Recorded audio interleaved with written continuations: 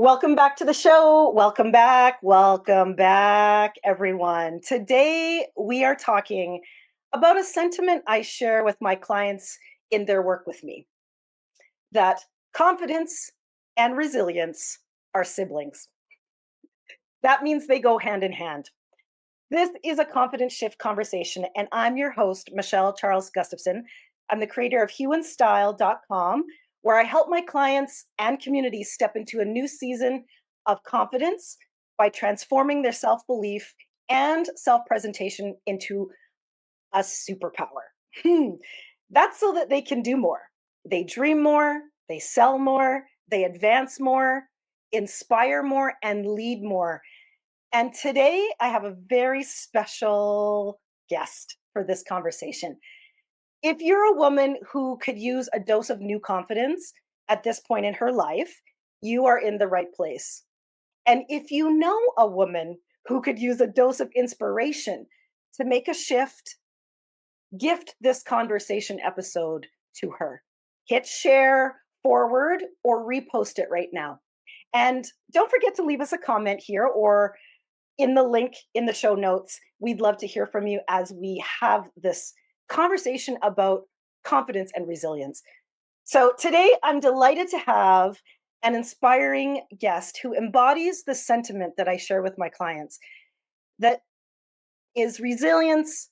It's about innovation. It's about the power of self-belief. And we're talking to my client, Rose. She's an award-winning entrepreneur from rural Saskatchewan here in Canada, who has not only built an industry-leading insurance business, but has also been recognized as one of Canada's top brokers. Rose is here to share her journey of juggling business, motherhood, and rural life, and she's a role model for women of all ages, which is why I knew she would be perfect to help us celebrate and recognize International Women's Day. So, no more waiting. No more waiting. Let's see Michelle. and meet Rose. How are you, Rose? How's it going? How's today? Good. How are you?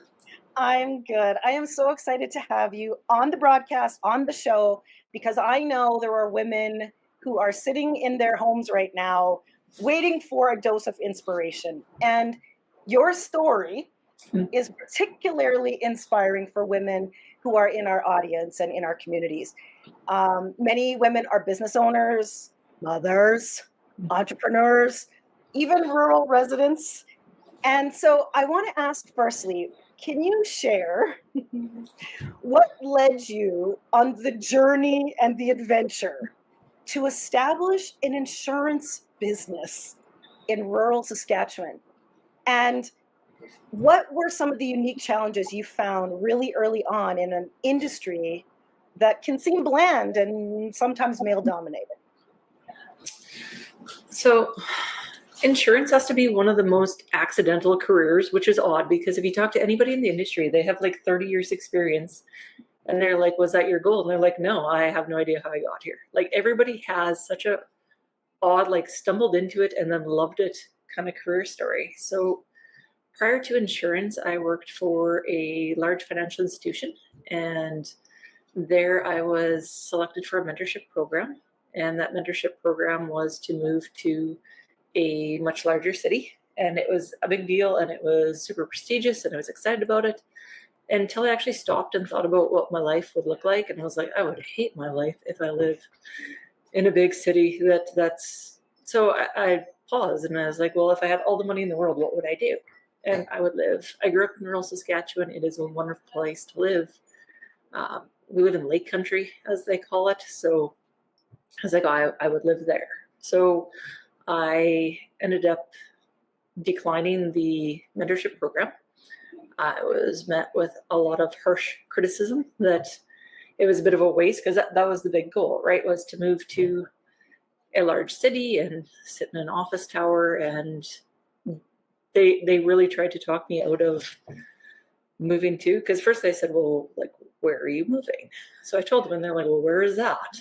And they're like, well, basically told me my biggest aspirations were going to be unemployed, basically. Like, it's just a waste and you will never achieve anything. They didn't see your dream. know that there's no opportunities. So again, I did move. I didn't have an employment option in mind. What I did for the financial institution does not exist out here. I'd have to drive about an hour for something comparable, which was an option, I guess. But actually, my dad had suggested, he said, why don't you talk to the gentleman in town that owns the insurance brokerage? I think he's getting ready to retire. So I did go to talk to him. And he said, well, why don't you take an insurance course first and see if you like it? I was like, fair point, right? Like I have zero experience, so that's probably a good place to start. So I did enroll. So with insurance, they call them CABE. It's a Canadian Accredited Insurance Broker courses to get your licenses. And so I enrolled in the first one in January. And I thought, well, I'm fairly well educated. I have house insurance. How hard can it be, right?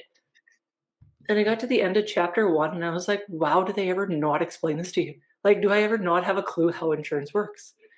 And so I went and got like my own policy and I was like, yeah, that like it makes sense on the book.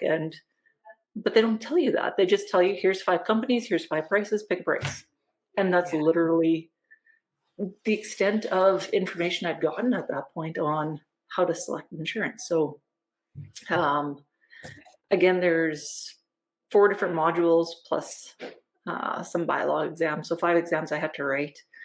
We did make the deal that I'd purchase the office in a year. So I would order textbooks. They'd come in the mail. I would study them for 6 weeks. I would drive an hour to write a paper exam.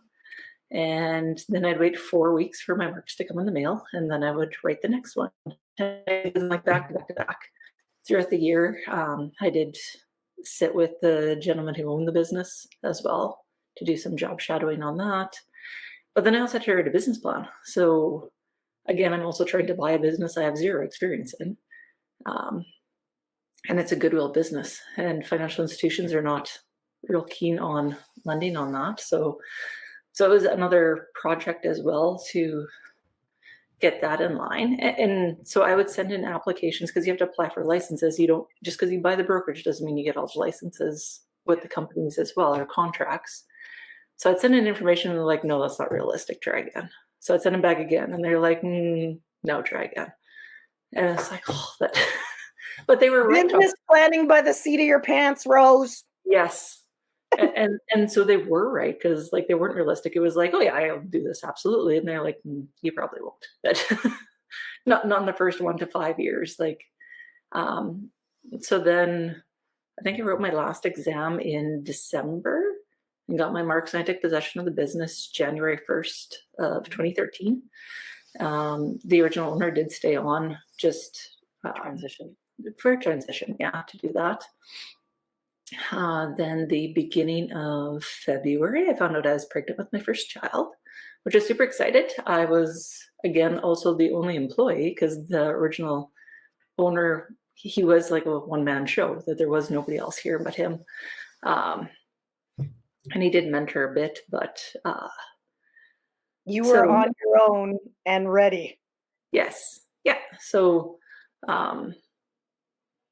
yeah, and the first little bit was a bit of a learning curve, and the previous owner was great on that and the support system. And then baby came a month early, and I took my laptop to the hospital because self-employed, you don't qualify for mat leave. And that is one of the big challenges, I think, that is not addressed enough with entrepreneurs and women. And it is a hurdle that support is not there, and you do have to find other ways around it. So I worked a bit from home, and I think the baby was about a month old when we started coming to the office. Not full time, but still like a little bit at a time. And then she got bigger, and the office grew, and the baby grew, and then in 2016, I was approached to buy a second location about half an hour away. And so we kind of worked on the business plan. It was easier the second time because you kind of know what you're doing. And so same thing, we took 6 months, I think, to work through business plans and transition plans. And however, partway through that, again, I found out I was pregnant with my second child. And so when I actually bought the business, I think I was 5 months pregnant, that And so the second location, I was like, well, it can't be that much harder, right? It's just one more. It is so much harder because now you have to tie these two together and they're not physically located. And it's one Yes. of those things where, but there's big businesses and people do this all the time. Why is it so difficult? Yes. And it is difficult when it's competitive industry because you can't just ask somebody, hey, how do you do this? And when you are the only owner and in charge of everything, it makes it difficult that you do have to, it's a lot of trial and error, a lot of research. Yes. And I think there are some amazing points in there that I know people are going to click onto. First of all, when we start a business, you never quite know what you're getting into. Right. And I've always said that, businesses are actually like having babies themselves because there's like the infant phase, and then there's like the toddler phase, and then there's the teenager phase, mature phase. Well, Rose, you effectively were having two babies at the same time and then another two babies. Yes. Business, baby, expansion, baby. Right. Talk about resilience, right? What do you think kept you well, and maybe what kept you sane during those times? Was it having the baby on your hip and knowing that I can do this business at the same time?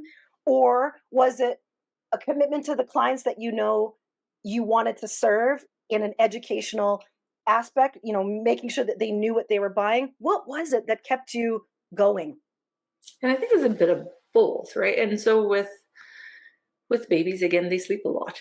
So like the first 6 months is easier that way. And like the second baby came a month early as well. And we came back to work, I think a week. I think it was 5 days of work. And then we were back at the office, just circumstances.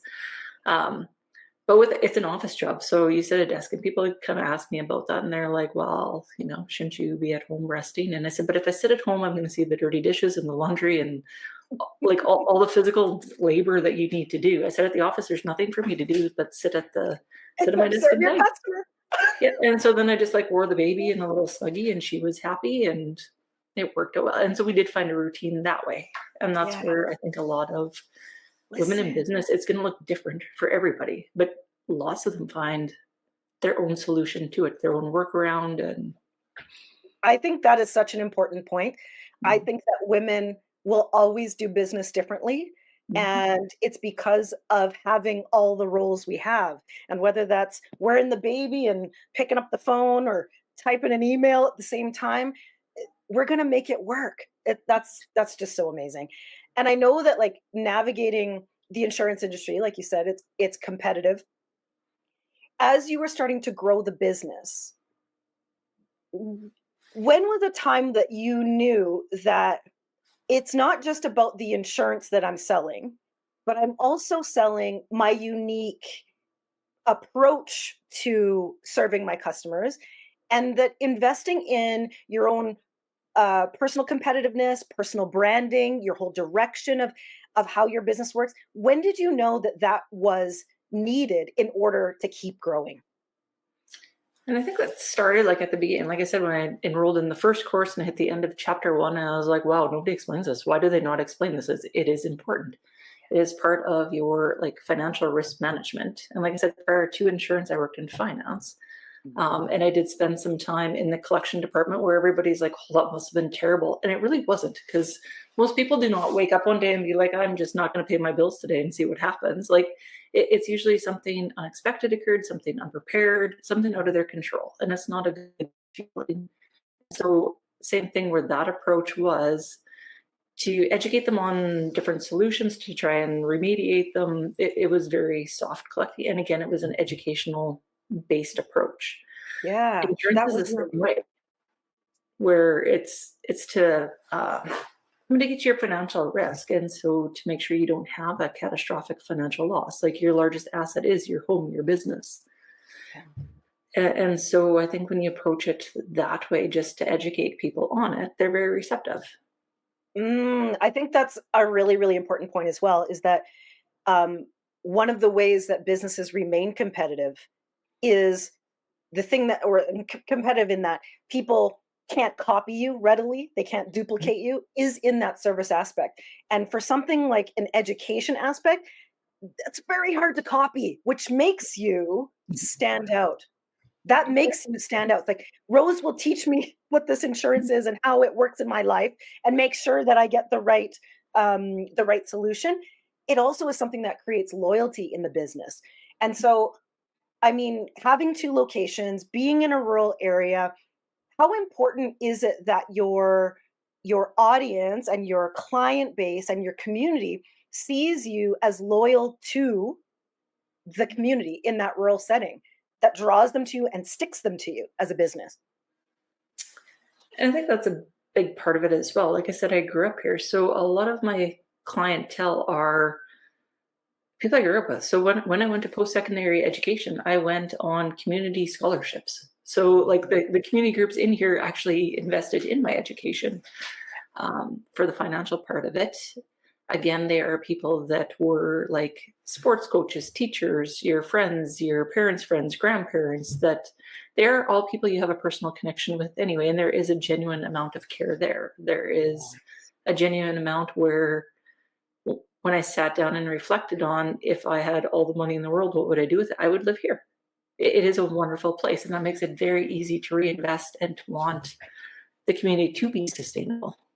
Right. And so very easy for you to come back, give of your service really genuinely, and then also give back again to that community spirit.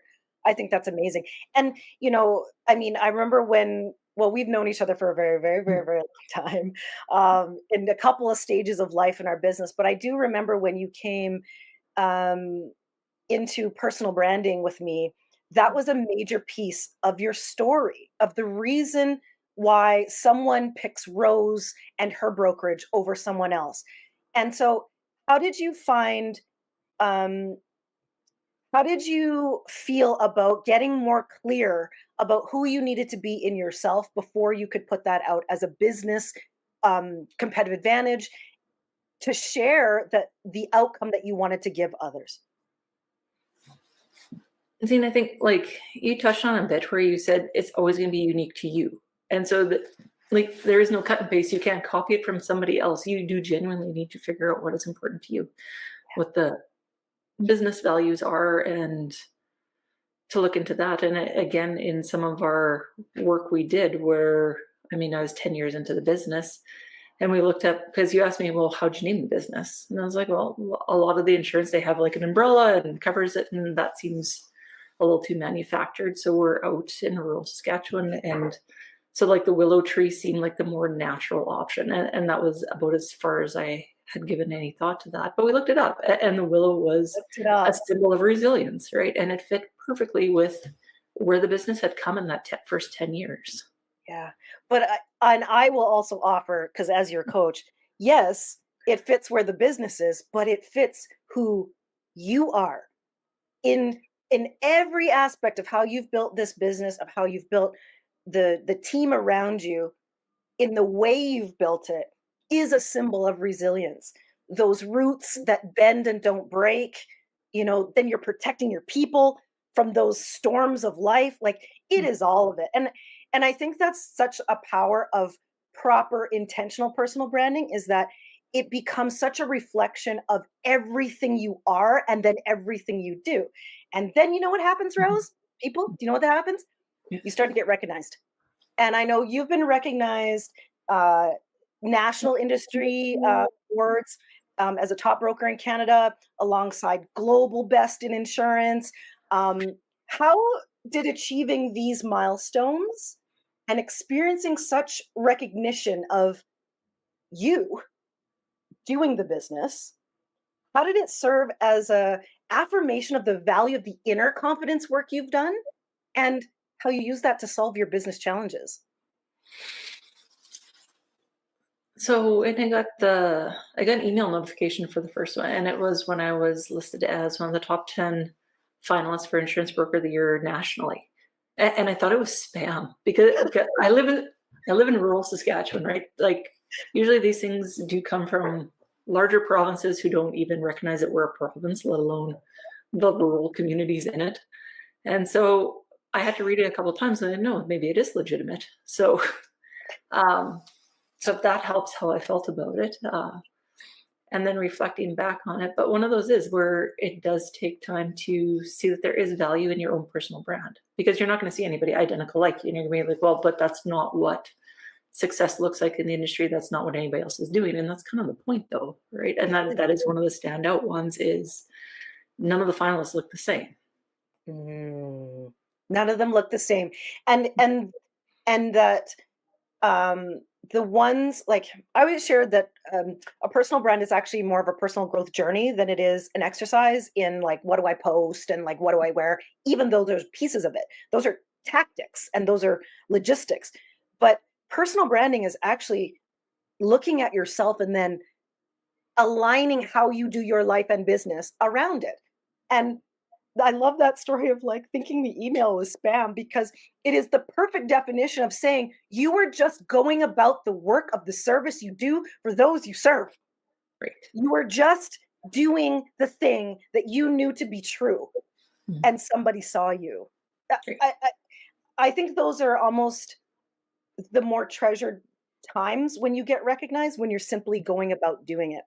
And I know, sometimes getting recognized can change your idea around how you see yourself and your own capacities. And this year's International Women's Day's theme is accelerate your action. So when you got those recognitions, when you see that other people are seeing what of value you give, how does that accelerate your action in an intentional way? I think it helps reinforce that you are making progress, because in a business where, like, naively, I thought, well, I'll build it once and then it'll just grow, right? Where you just keep building on top of it, and it doesn't, right? By the time you get one thing built, something else is obsolete, and you have to like rebuild that, and then there's a new, or there's new like industry regulations, there's new technology. There is always something new that you're working on, and so a lot of the time you are so focused ahead that you forget how far you've come. And so with that, or it just doesn't work anymore, right? That, okay, this was our system, or, one of your partners is going to do a technology change, and they all come out of nowhere, but it impacts you. And like I said, when you are the only owner and there's nobody else to kind of say, hey, what should we do about it? It's what am I going to do about it? Yes. Where you do continually rebuild it. And I think being in business is getting very comfortable, not being comfortable, because you will not leave your comfort zone again. Amen. And that is the definition of resilience, isn't it? Resilience is the ability to bounce back, which is why I say, resilience and confidence are siblings, because confidence is a sureness of self. Well, you don't have a sureness of self if you don't believe you have the ability to bounce back, and the other way around. And you're exactly right in that just in the moment that something is working perfectly, it's broken again. Well, it's not broken, but it means it needs to evolve. Yes. And I think that's also innerly, right? 10 years ago, the business was a certain way, and so were you. Yeah. 10 years later, the business is different, and so are you. But the thing that remains the same is that the relationship of confidence and resilience, that's the thing that gets built on top of each other. Even if the business you have to rebuild all the time. I get it. I know. Great. But I mean, listen, go ahead. It helps to be more focused too, because I think at the beginning, like, you don't know who you are or which direction you're going in. So you try to patch everything. And then as you kind of get more focused and more comfortable with where your niche is, then you're like, no, that's not important, not for us. We're going to focus on this. This is who we are. And also parallel personal growth journey, exactly the same. Businesses become a real reflection of our journeys, and running a business, raising a family, living in rural settings, all of them have immense resilience that are needed. But you've been able to develop the ability to flex in those times. Now, how do you instill that confidence in your daughters? What do you show them because of who you are and your ability to be able to do those two things at the same time? I think with that, like, because they have spent a lot of time at the office circumstantially. Like I said, one was a month old, the other was a week old when they started coming here. So they do see a lot of that. They do see like newspaper articles, they see awards, they do kind of understand that aspect of it. But in the community events, so when we donate prizes. We last year had got like a big check, and so the oldest one has been on me forever to like checks, and so last year we had got a like a presentation check, and so that is their check. So anytime we do larger donations in the community, that the two of them are the ones like I take them to the event. So we gave some to an arena, a rec board, and so we went to the rec board meeting. And when we got there, they're like, "It's all my friends' parents." And I said, "Yes, all your friends volunteer on this committee, and that's what runs the rink." Right? Because it's important to see that these things don't just exist in our community without effort. And so they wrote out the check and they signed their names to it and presented it. But I think that is important as well, to see that businesses aren't just, they're not just there to take from the community. There is a two-way social contract that you do have to invest back in it. And so I love that. their And not, position. yeah, I love that for the concept of it. Yes, I love the two-way social contract as a business to the community, but I love even more that it is a woman teaching her daughters through motherhood the same lesson that is not just about business and community, but about what actually creates a joyful and confident life too. The fact that you are in it, you give to it, you give back to it, and you're an example of it. Mhm. And I hear we have lots of mothers in our our universe, and I always share too, and we share together that motherhood is an exercise in being an example, right? Being an example. They are always watching, they are always listening. And anytime you can model something, I always say my best parenting advice is more is caught than taught. Anything you can model, more is caught. Just show them how to do the check, show them how to greet the customer, show them how to pick up the phone, how to talk to the people. All of those things are you being an example. And that requires a woman to really know herself of what the example she wants to show. And so part of that, I mean, you're part of our Hue and Style universe. You're one of our Hue and Style women. And I know many women, people these days won't believe that using the science and psychology of getting dressed is Yes. proven to change a woman's performance, level of success, level of confidence. And Hue and Style women know it. Like we know it, we do it, we use the techniques. But share with them, Rose, how it has powered your confidence and resilience. What's your favorite number one Hue and Style instant confidence reset strategy? What do you use that allows you to give you a boost whenever you need it? So like, I think the reflection, and where I said, where you get so focused on moving ahead and there's always another problem and there's always another something. And so you get so caught up where it's like, I feel like I'm never going to get to the end of this. This is never ending. And to just sit and give yourself some space to reflect on how far you've come. Because again, when I started 12 years ago, again, I was the only employee. I did have some mentorship in there. We had one contract. And so we've grown substantially, and that took a lot of effort. It didn't just happen by accident. It was a lot of trial and error. And for all the little things we implemented, and sometimes I think, especially if you're a small business, you don't give yourself enough credit, where you're like, yeah, but it's been around forever. Like the big businesses have been doing this for like a decade. But it's a big thing for a small business to do it, because there's costs, there's technology, there's the research part of it, the implementation of it, the training. Where don't sell yourself short that just because somebody else has been doing it for a long time, that you shouldn't have the credit for figuring out that that's our best solution that works for us. And when I started as well, so again, I came from large corporate where you did wear like business clothes, right? And look professional. And so when I first started, I would wear business clothes 4 days a week, and then I had a jean day on Friday. And they're like, "You own the business, you're the only employee. This is ridiculous. Like, you'd wear jeans 5 days a week if you felt like it. What are you doing?" And I said, "But no, but because you do want to look professional. That's what we do here. Is we provide professional advice." And where you said with the confidence in it, where it does change your mindset. does. It does. And it builds the trust in the people who see you that you take, yes, I'm the only employee, but I take your care seriously is what you're saying to them. Yeah. I was just sharing with a colleague, we were talking about, oh, we have an image consultant and we get it all, it looks got to look perfect. I'm like, it's not about looking perfect. It's about instilling trust in the person who's looking at you. Because Yeah. when they feel trusted, then they say, maybe I choose her.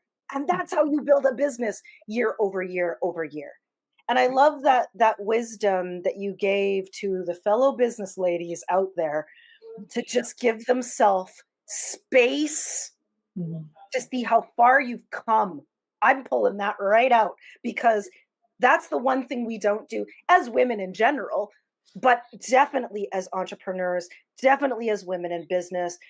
And I would also extend that and go, you forget to look at who you've changed, Mhm. who you've changed. I always say legacy lives in those you change.